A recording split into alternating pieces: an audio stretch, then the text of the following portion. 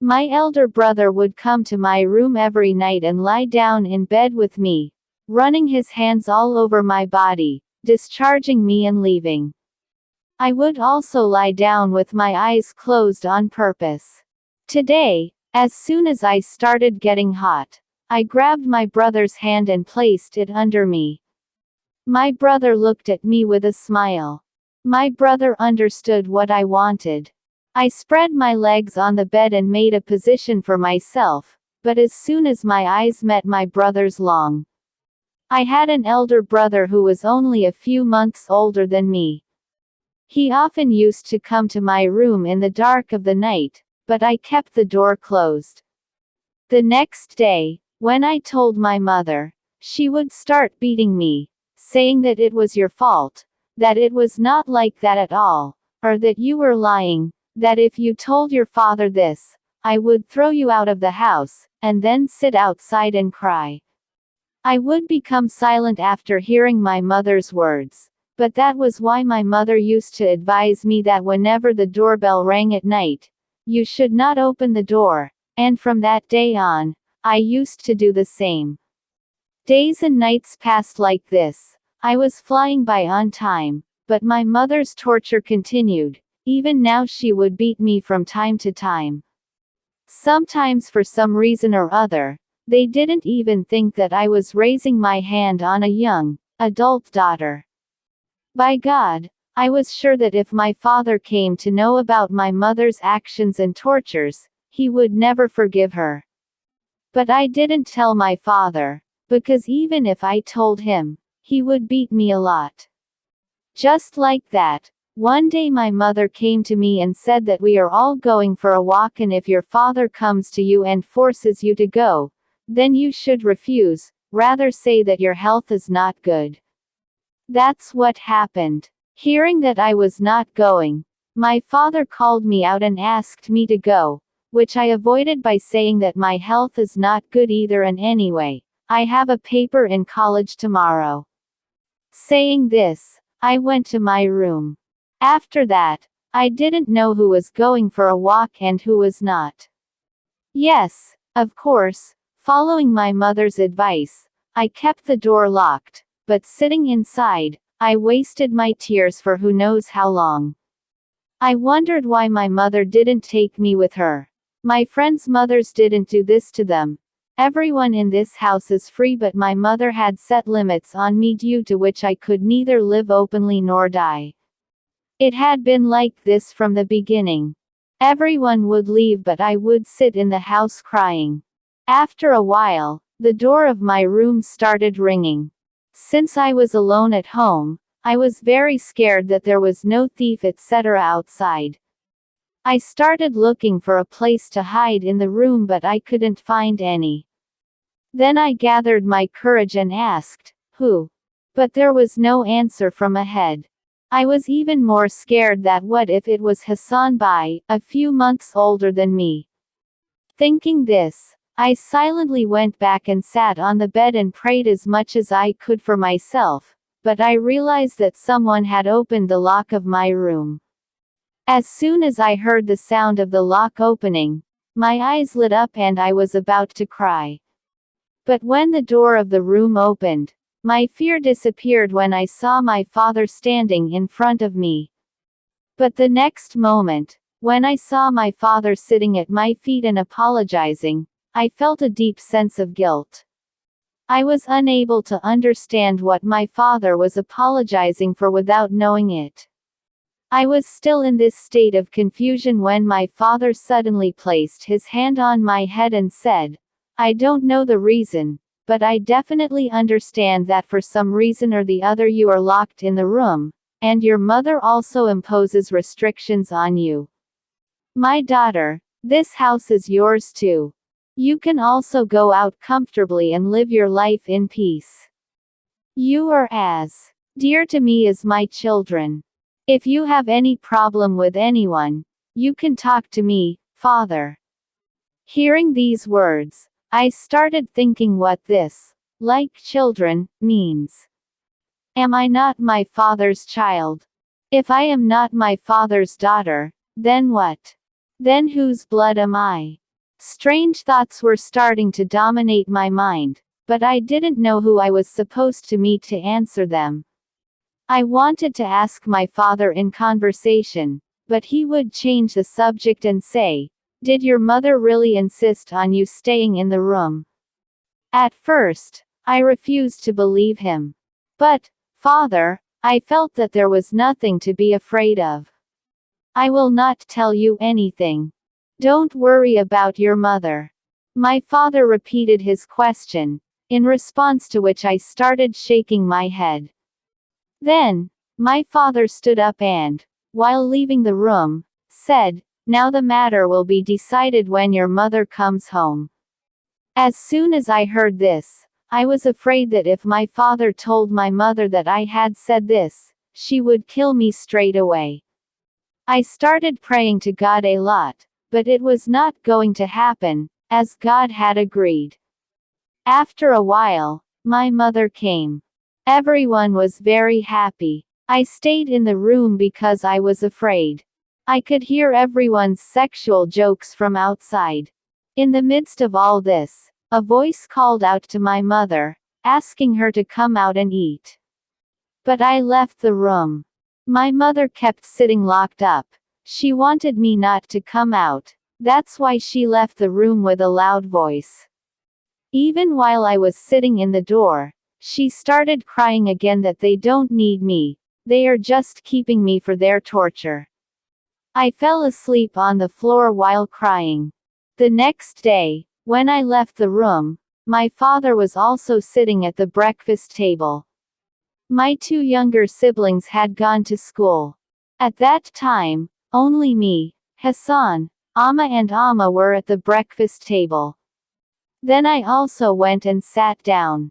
My eyes were very swollen from crying at night, which no one else knows about, but my father must have noticed. My father started asking Amma why you kept suggesting her to stay in the rooms from the beginning. Amma remained silent. My father repeated his question, but this time his tone was a little harsh. Amma still remained silent. Finally, he asked again, "Was my daughter in any danger from me? Did I do this to you? It seemed to me that you were always keeping her away from us, away from the affection of a father. On the very first day after our marriage, I had made it clear to you that I would not only treat my son with love and affection, but I would shower your daughter with twice as much love and affection. But would you like to tell me what dangers I posed to your daughter?" As soon as I heard this, tears started flowing in my mother's eyes, but my needle stopped at one place. On the wedding night, I decided to have both children. I felt a strange conflict, but I waited for my mother's answer. Then when my mother started speaking, we all smelled a snake. Only two people present here knew this fact. One was my father and the other was my mother. If that was the case, then why was Hassan keeping a bad eye on me? I felt that maybe he also knew this fact. I was the only one who was unaware of the facts. I was very sad, but at that time my focus was only on knowing the truth. That day, my mother started telling me that when I was 24 years old, my parents got me married.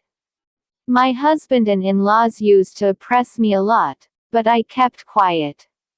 A few months later, I became pregnant, and suddenly their attitude changed with me. Everyone had very old ideas.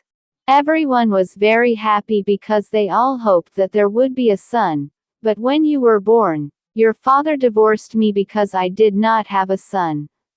I cried a lot and explained to him that all this was the work of Allah. I pleaded with him a lot, but this man did not listen to me and sent me to my parents' house. My parents had already thrown me away like a burden, so why would they be willing to keep me?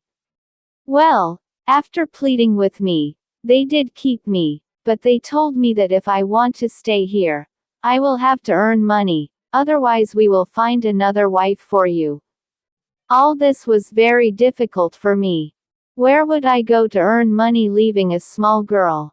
That is why I was very supportive of the idea of marriage. After a few days, they got engaged, and when I was told that he also had a son and his wife had died after giving birth to the child, he also needed a mother, I said yes without any problem. After marriage, your father gave me a lot of happiness, but I was afraid that he might divorce me for some mistake of yours. That is why I always encouraged you to stay locked in your room. Then, when we had children, Miradian always turned away from you and stayed with them. Whenever you asked me for something, I would say no, saying I didn't have time, and I would do the work of my other children wholeheartedly. I often felt that I had not given you the trust that other mothers give to their daughters, but even then I would not accept pity on you. But after a while, I saw feelings for you emerging in Hassan's eyes, and when she would secretly come to your room at night, I knew all this very well. But still, when you told me, I would beat you and make you suspect Hassan of you so that you would not be inclined towards him. And I would also stop you from telling your father, because if you told him about Hassan's work and the coming and going of nights, who would he listen to more than his own son? And it was quite possible that he would die because of you. You would have divorced me, and now I couldn't afford a divorce, so I would have suggested you keep the room locked. And that day when we were going for a walk, I asked you to stay at home because I was afraid that you might make a mistake and she would not come before me. Then when you asked to stay, after going to your room, your father also said that when my daughter is home, why should I go? Then he also stayed at home. But when I returned, his mood was off, which I had noted well. But even when I asked him a million times, he did not tell me anything. I was worried that maybe he found out about me, but I was busy with other things. What would I answer if he asked me something? As soon as my mother finished talking, my father started talking. When everyone was making plans to go for a walk, I was about to go to Zala's, my room, to ask him that, "Son, we are going to go for a walk here, will you come with us?" But even before I entered the room, your voice was coming from outside, but after hearing you, I was very surprised. Why would a mother force her daughter to stay home? But you were instructing my daughter to keep her room locked and telling her that if anyone asked, she would deny it, saying no, her health, etc. Okay. I felt sad. That's why I thought I would stop too. After all, let's see what happened. And like this, I had noticed a lot before that you would show your eyes to her. She would be scared, but I would ignore it, saying no. Why would a mother do such a thing to her daughter? But I was wrong. You were really heartless. Come on. I may not be a relative, but my daughter had the security of a real father, right? Even though you were a relative, you adopted a tone worse than a stepmother with her. While living in your own house, you put this in her heart that she is a despicable person with whom no person in this house wants to have anything to do. Have you ever asked her what she wants? What does she like or dislike? Is she afraid of anything, and what is considered disbelief for her? Ever asked how your studies are going, or do you need any problems? Hey, what kind of mother are you? You couldn't give comfort to your own daughter, but you gave all kinds of pampering to my children. What did she do to you? Look at the pitiful look of this innocent girl. She is looking at her eyes today. Hey, what will you see? You have never noticed before that she cried when she was young. It hurts a mother like you that you couldn't do justice to your children. You should have believed in me. You are the mother of my children, and no one is left out for such small things. And your first husband was a mean person. If he hadn't left you, how would I have met you? Trust me, and make this house your home. This was your home, from the beginning and will remain yours in the future. Mom and Dad were clearing everything, but it was getting difficult to resist me. If someone asked me at that time whether I wanted to die or live, I would have preferred death. After listening to Mom and Dad's words, I felt like I was a toy. I mean, my mother loved her more than me. And a father who was not even my own, yet gave me so much protection, made me realize how big a reality it was. Why didn't I know all this before? My mother treated me as if she were my stepmother. Tears started flowing from my eyes. The one who sat as a silent spectator in all this was Hassan. He kept watching me for a long time and got up and placed a tissue in front of me, which made my parents see that in our argument, we had forgotten what we were fighting for. Both of them apologized to me, but I stopped them because they were parents and mother. Fathers used to look good apologizing to their children, but in all this, I had lost my childhood which could never be regained. With the passage of time, our house returned to a normal routine. Now no one would scold anyone nor would I be asked to stay locked in the room. In fact, my father had Hassan and Mir Arshda married. The relatives made a lot of noise that siblings could not get married. But my father cleared everyone on the same day, the day of our engagement, that we both are not children of the same father, which makes their marriage impossible. Rather, I am from my mother's first husband and Hassan was from my father's first wife. Therefore, there is no reason to make a fuss. Therefore, everyone became silent. Of course, they must have been gossiping inside, but we had cleared everyone from our side and those who were close relatives knew the truth, so they remained silent and now we are all living our lives happily.